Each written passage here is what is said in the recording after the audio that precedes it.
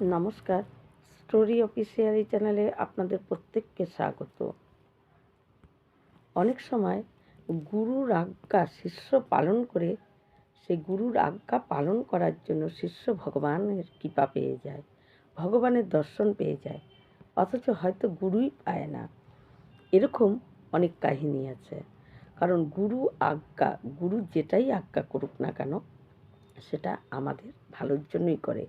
হয়তো গুরু নিজেও অতটা ভালো করে পালন করে কি না করে সেটা কিন্তু দেখা আমাদের কোনো প্রয়োজন নেই।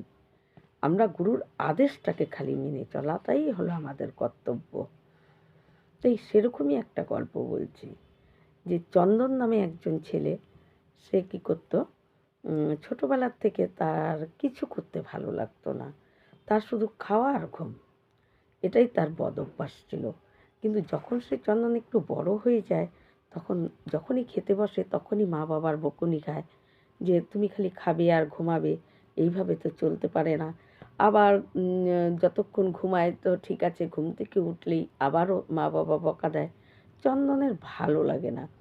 তাই সে একদিন ভাবে যে এমন কোনোখানে চলে যাব যেখানে নাকি বকাঝোকা থাকবে না, খালি খাওয়া আর ঘুম, আর কোনো কাজও করতে হবে না। এইরকম একটা জায়গা পেলে আমি চলে যাব। এই ভেবে সে কী করে, নিজের কয়েকটা জামা কাপড় নিয়ে সে বাড়ির থেকে বেরিয়ে পড়ে, এবং এরকম জায়গা সে খুঁজেই পায় না। না পেয়ে সে যেতে যেতে যেতে তারপর তার চোখে একটা আশ্রম পড়ে, এবং আশ্রমে দেখে যে এক গুরুদেব শিষ্যদেরকে ভাগবত উপদেশ দিচ্ছে। কিন্তু চন্দন সেখানে গিয়ে এক কোণায় দাঁড়ায়। গুরুদেবের যখন ভাগবত উপদেশ দেওয়া শেষ হয়ে যায়, তখন শিষ্যরা যে যার ঘরে চলে যায়। তখন চন্দন বলে যে গুরুদেব, আমি কি এখানে একটু থাকতে পারি? তখন বলছে, হ্যাঁ, অনেক শিষ্যই তো আছে, তুমি থাকতেই পারো। বলছে, কিন্তু আমার একটা শর্ত আছে, আমি কোনো কাজ করব না, খাবো আর ঘুমাবো, আর আমি না খেয়েও থাকতে পারি না, আমার খুব খিদে পায়। তখন গুরুদেব বলছে, তুমি কাজ করবে না কোনো? ঠিক আছে, না কাজ করলে তাও তুমি থাকো। ঠিক আছে, তুমি খাবে আর ঘুমাবে তো, তবে একটা কাজ তোমার করতে হবে। বলে, সেটা কি? বলে, সন্ধ্যাবেলায় যখন প্রভুর আরতি হবে, সেই আরতিটা খালি তুমি দর্শন করবে, এটা তোমার করতেই হবে। আর এই আরতির সময় যদি তোমাকে কোনো একটা কাজের কথা বলা হয়, যে প্রদীপটা ধরিয়ে দাও বা ধূপটা ঠিক করো, এইটুকু করতে হবে। চন্দন মনে মনে ভাবে, এটা আর কী কাজ, সারাদিন খাবো আর ঘুমাবো, আর সন্ধ্যাবেলায় একটু আরতি দেখব, এই তো কাজ। চন্দন রাজি হয়। গুরুদেব তাকে নিয়ে যায়, তার একটা ঘর দেখিয়ে দেয় যে তুমি এই ঘরে থাকবে। তারপর থেকে চন্দন মহা সুখেই ছিল, খেত ঘুমাতো, খেত ঘুমাতো, আর সন্ধ্যা হলে আরতি দর্শন করত। এই ভালোই ছিল। একদিন একাদশী তিথি আসে। চন্দন ঘুমের থেকে উঠে প্রতিদিন দেখত রান্নাঘরে অনেক রান্না হচ্ছে, আর চন্দন খুশি পেয়ে যেত যে রান্না হচ্ছে, তার মানে আজকে মানে খাওয়া পাবেই। কিন্তু এই একাদশীর দিন সে সকালবেলা ঘুমের থেকে উঠে দেখে যে রান্নাঘর ধোয়া মোছা সব উপুড় করে রাখা, উনান জ্বলছে না, কোনো রান্না টান্না কেউ করছে না। চন্দন এই দেখে সে মানে হতাশ হয়ে যায়, আরে আজকে খাবো কি, না খেয়ে থাকতে হবে, রান্না হচ্ছে না কেন? এই বলে চন্দন ছুটে গুরুদেবের কাছে যায়, যে গুরুদেব, আজকে রান্নাঘরে রান্না হচ্ছে না কেন, খাবো কি? তখন গুরুদেব বলে, আজকে তো একাদশী, গোটা আশ্রমের প্রত্যেকের একাদশী পালন করে, তাই আজকে এখানে কোনো রান্না হবে না। বলছে, আমি তো পারবো না, আমার খেতে হবেই, আমি না খেয়ে থাকতে পারবো না।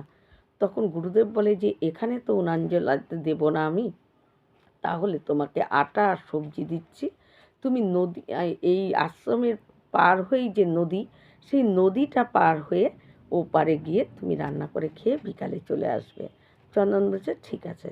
গুরুদেব তাকে আটা আর সবজি দেয়, দিয়ে বলে, চন্দন, যাই করো না কেন, রামজিকে দিয়ে তুমি খেও। গুরুর এই আদেশ চন্দন মাথা পেতে নেয়, বলে, ঠিক আছে, আমি রামজিকে দিয়ে তারপরেই খাবো। চন্দন চলে যায়, গিয়ে ওখানে সে জোগাড় টোগাড় করে সে কোনো রকমের রুটি সবজি করে সে রামজিকে ডাকতে থাকে। এদিকে চন্দনের প্রচণ্ড খিদে পেয়ে গেছে, কারণ চন্দন প্রতিদিন কত তাড়াতাড়ি খায়, আজকে তো নিজে হাতে রান্না করছে, তাও আবার ওই নদীর ওপারে গিয়ে।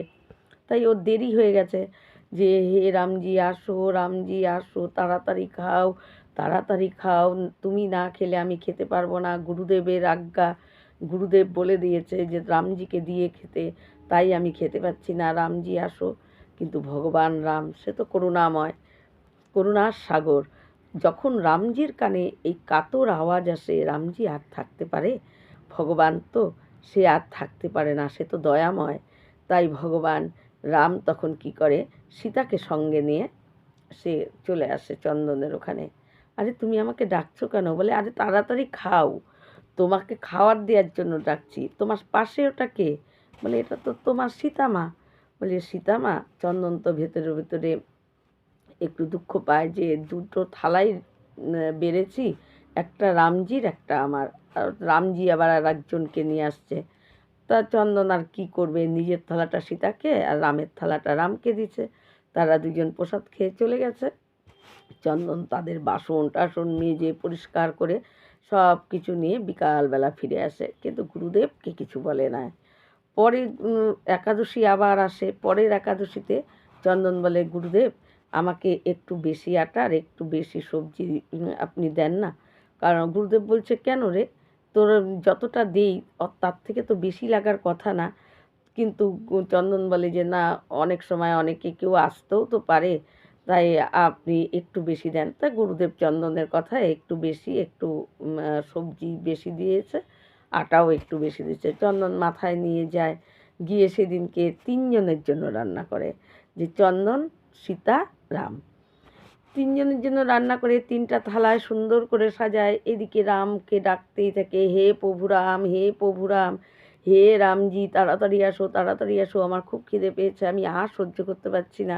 রামজি, রাম, সীতা, সেদিনকে আবার লক্ষ্মণও চলে আসে।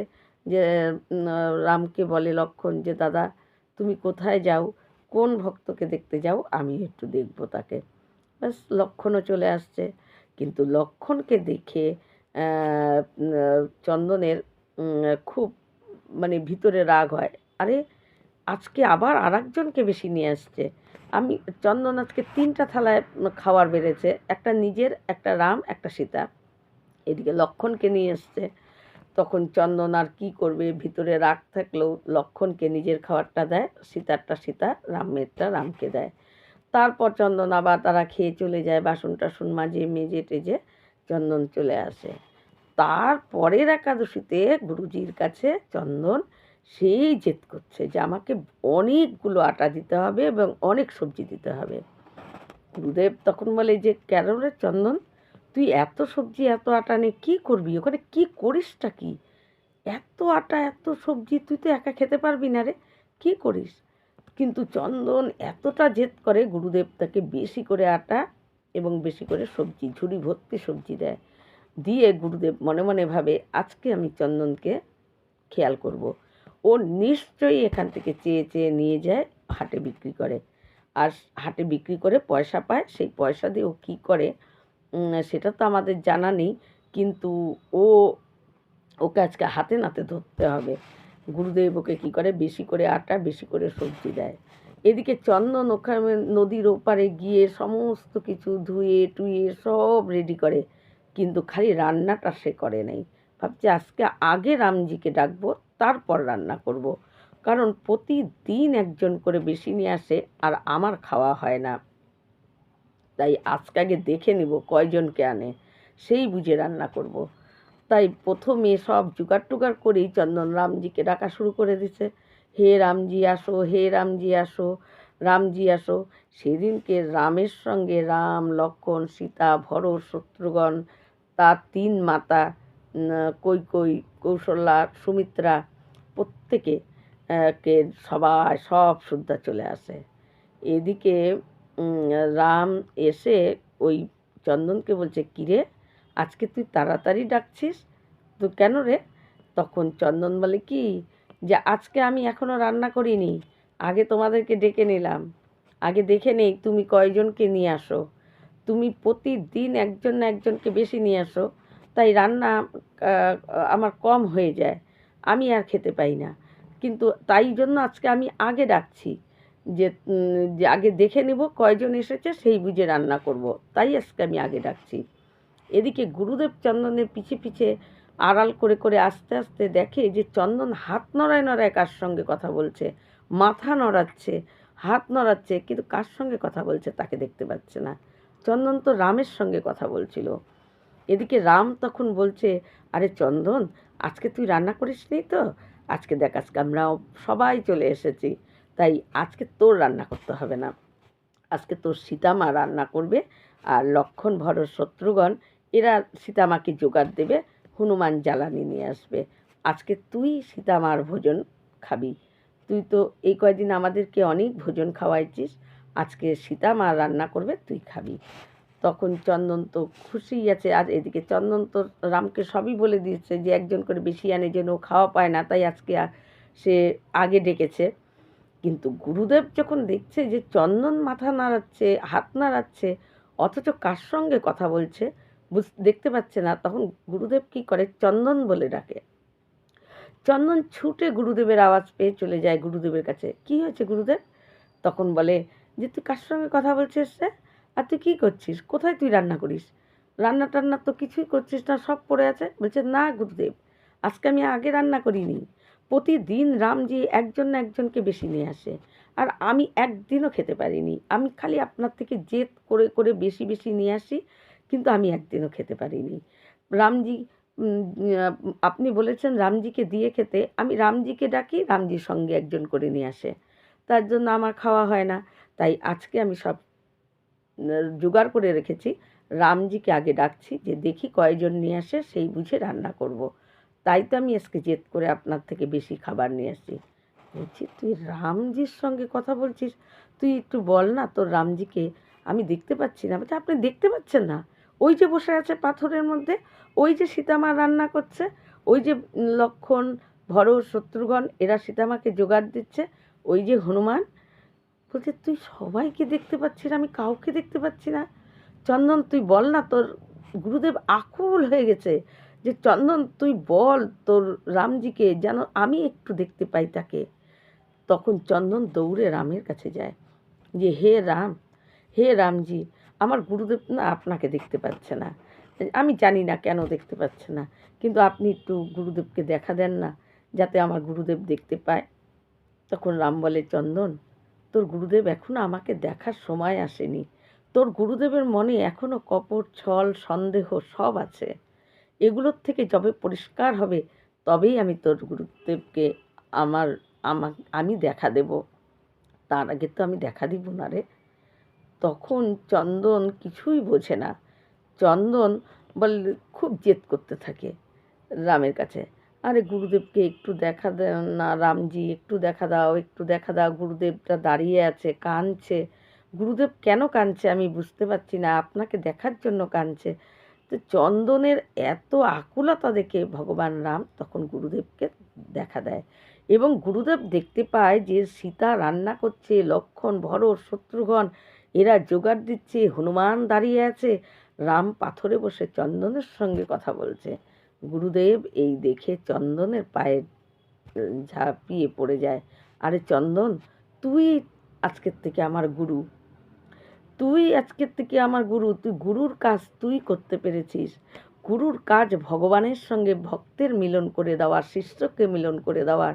আজকে আমি যেটা পারিনি গুরু হয়ে, তুই শিষ্য হয়ে আমাকে ভগবানের সঙ্গে দেখা করিয়ে দিলি, ভগবানকে দর্শন দিতে পারলি।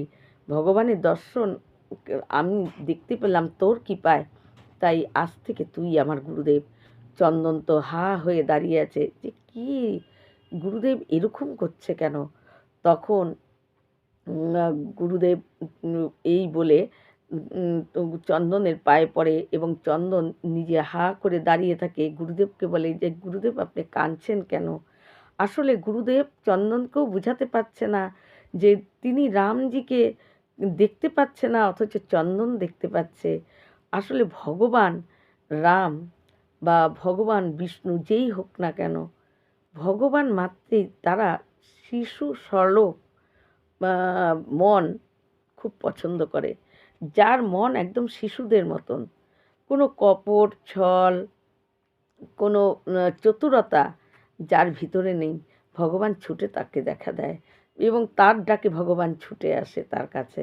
কিন্তু চন্দনের মনটা ছিল একদম শিশুর মতন। চন্দনের ভিতরে কোনো কপট ছল অন্য কিচ্ছু ছিল না। চন্দন একাদশীর দিন না খেয়ে থাকতে পারবে না, সেটাও পরিষ্কার করে বলে দিয়েছে গুরুদেবকে। তার কোনো দ্বিধা হয়নি এবং রামকেও সে এই কথা বলে দিয়েছে সরল মনে যে আপনি প্রতিদিন একজন করে বেশি নিয়ে আসেন, তার জন্য আমি খেতে পাই না, তাই আজকে আমি আগে ডেকেছি। তার এই কথাটার মধ্যেই ভগবান তার সরলতা, তার শিশু মতন যে মন, এটা প্রকাশ পায়। তাই তো ভগবান তার ডাকে ছুটে চলে এসেছে। কিন্তু গুরুদেবের মন তো সেরকম ছিল না। গুরুদেবের মনে তখনও সন্দেহ ছিল যে চন্দন হয়তো জিনিস নিয়ে যায় হাটে বিক্রি করে পয়সা রোজগার করছে, বা গুরুদেবের মনে সব কপট ছল সব কিছুই তখনও ছিল। তাই গুরুদেব রামকে দেখার মতো তার দৃষ্টি তখনও হয়নি। কিন্তু চন্দনের ওই সরলতা, ওই শিশুর মতো মনের জন্য, তার জেদের জন্য, চন্দনের কৃপার জন্যই গুরুদেব রামকে দর্শন পায়। তাই যদি মনে কোনো কপট ছল না থাকে, সরল শিশুর মতো মন থাকে, তাহলে ভগবান ছুটে তোমার কাছে চলে আসবে। তুমি ভগবানকে যেটুকুই যা দাও না কেন দিয়ে যদি তাকে ডাকো, তোমার ডাকে ভগবান সাড়া দেবে। কিন্তু এত চতুর, এত ছল কপট ভিতরে যদি থাকে, তাহলে ভগবানকে ডাকলে কি ভগবান সেই ডাকে সাড়া দেয়? কক্ষনো দেয় না। তাই মন সবসময় শিশুর মতো রাখা উচিত আমাদের প্রত্যেকেরই। তাহলে ভগবান ছুটে চলে আসে। এই রকম ভিডিও পাওয়ার জন্য আমার চ্যানেলটিকে সাবস্ক্রাইব করবেন। নমস্কার।